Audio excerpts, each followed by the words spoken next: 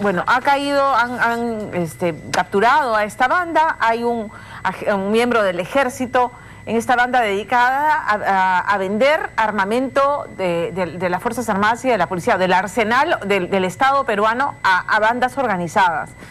Y entiendo que esto, o sea, esto no es una novedad, o sea, cada tanto reportamos que se producen extorsiones y que para conminar a las víctimas les revientan granadas de guerra en sus casas. O sea, esto no es nuevo.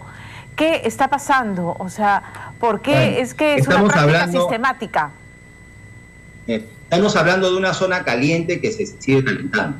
Pero hay algunas cosas que decir que creo que son importantes. En primer lugar, esto no es nuevo, lo que no significa que debemos cruzarnos de brazos. Esto no es nuevo, tiene muchísimos años. El tráfico de armas, ¿no? En la frontera norte, especialmente de Perú hacia Ecuador, y además las armas llegan a zonas de Colombia. Eso es, y eso ya lo sabemos.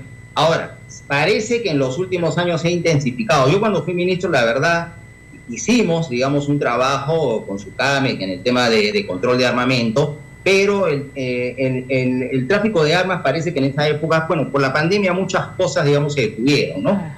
O simplemente pusimos el ojo en otras cosas más importantes, pero no fue algo realmente importante, aunque se trabajaba, ¿no? SUCAMEC y también órganos de la policía.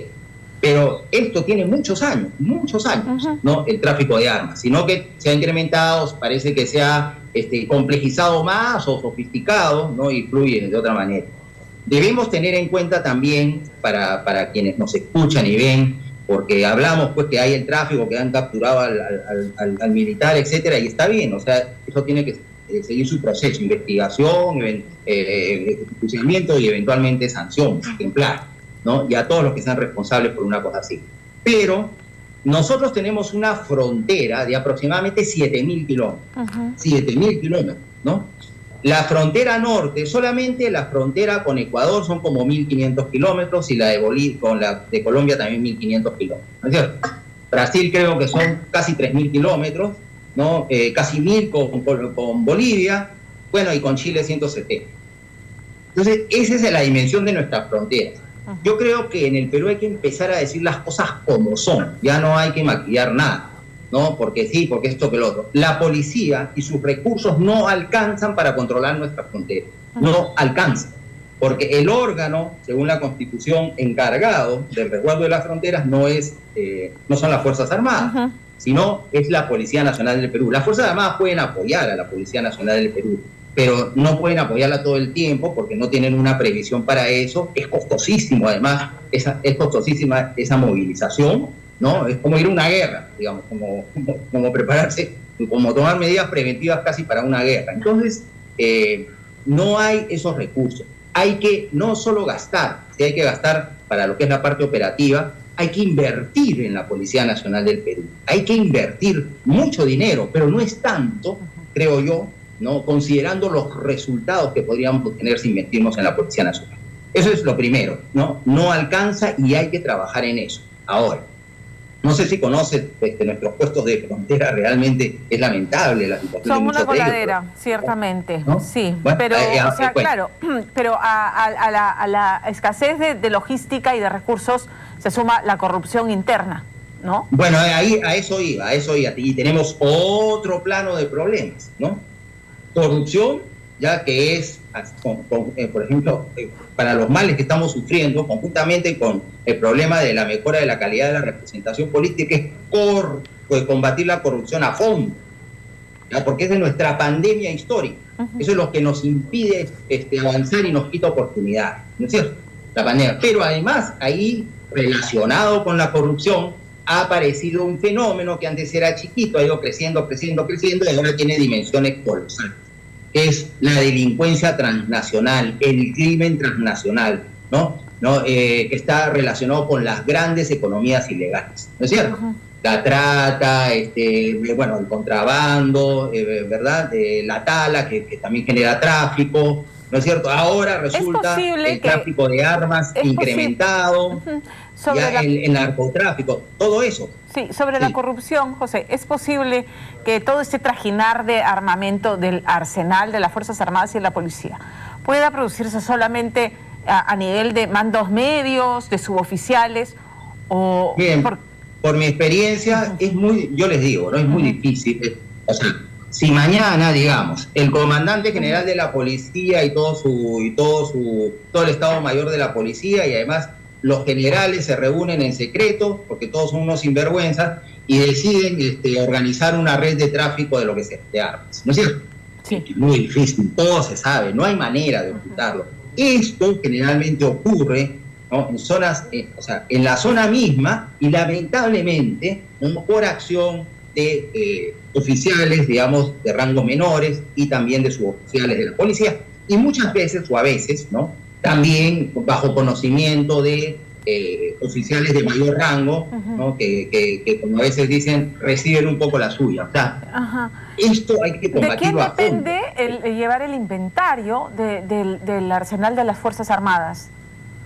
O sea, y cada cuánto se hace, porque la cantidad de armamento que se ve, sobre todo la cantidad de munición, que solamente las granadas de guerra, que solamente son de uso de las Fuerzas Armadas, sorprende. Entonces, eso es lo más claro que hay, y yo me imagino que ya saben exactamente de dónde han salido y quiénes pudieron haber intervenido en el tráfico de estas armas, ¿no? ¿No? Porque tienes por ejemplo, las Fuerzas Armadas, hay oficiales generales encargados de logística, encargados de material de guerra, etcétera, etcétera. O sea, saben perfectamente quién debería tener el control de todo eso. Eso no está así suelto, ¿no? No es que tú te gradúas de oficial y te dan tu ametralladora y te vas con ella a tu casa y regresas con ella al cuartel y nadie sabe de ella, ¿no? Todo está controlado, igual es en la policía.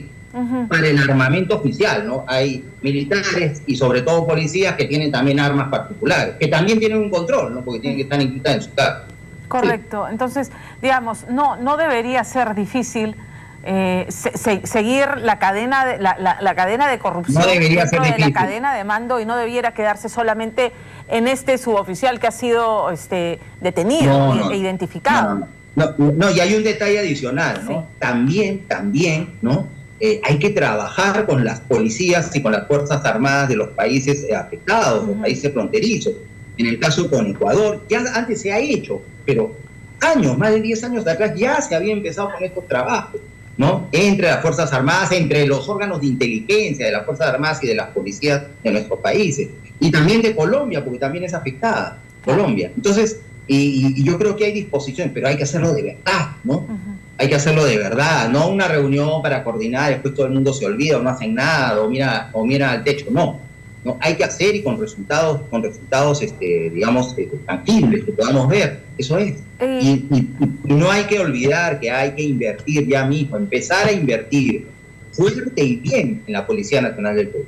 De acuerdo. Finalmente, se generó toda una polémica en torno a la caricatura de Carlos Carlín, que yo aquí no voy a defender, pero, digamos, se pusieron los reflectores en que eso es lo que le baja la moral a la policía, y mientras tanto tenemos todo esto que se reporta a diario: policías que forman parte de bandas criminales, policías corruptos que venden armamento, policías que participan en asaltos a bancos, en fin, y muy poco de eso que dices, noticias que hablen de dotar de la logística, la preparación y el reentrenamiento y el reforzamiento de las direcciones de inteligencia para que puedan hacer frente a una criminalidad transnacional, como has dicho.